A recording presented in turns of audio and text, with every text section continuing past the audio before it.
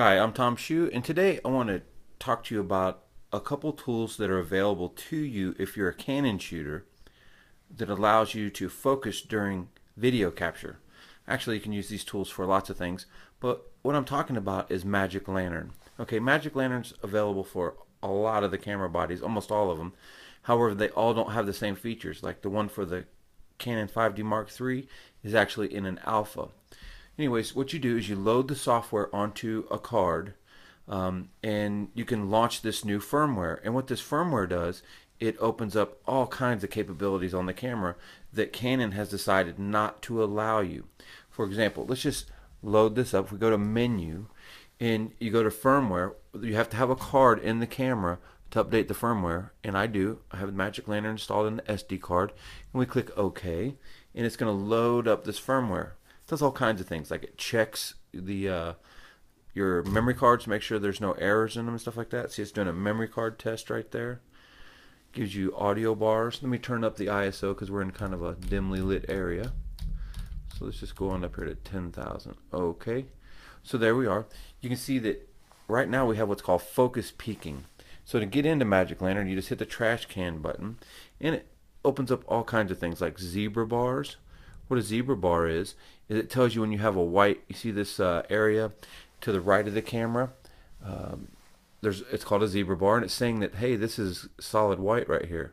So obviously if we step down on the camera, we can kill that. So we're saying that we don't have any blown out areas.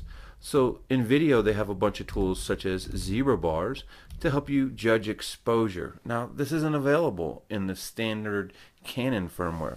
So now these focus peaking, what this is, if you look at those red dots on the camera, even during record, say for example on record, I can't zoom in to 100%.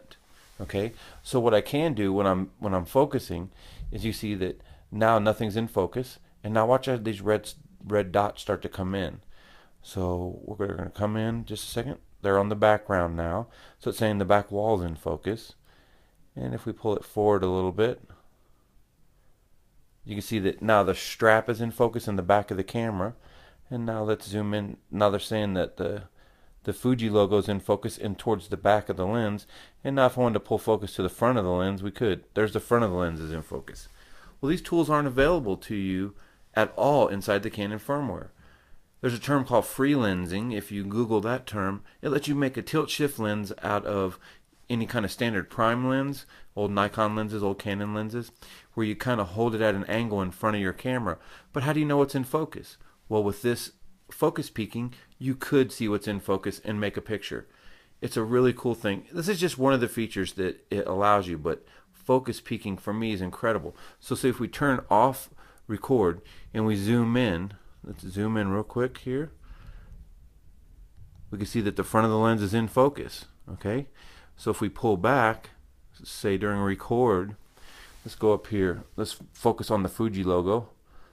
There's the Fuji logo. So we'll just zoom in up there and see if it's in focus. You see that it's in focus. So this is a great tool to have.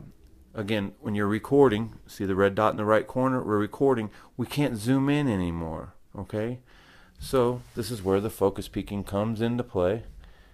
There we are. Boom. Let's focus the front of the lens real quick. There's the front of the lens is in focus. During playback, this is great, especially if you have your subjects moving around or something like that. You can pull focus on them and keep them in focus. So that's it. I want to thank you all for taking time to visit my blog today. Until next time, we'll see you soon.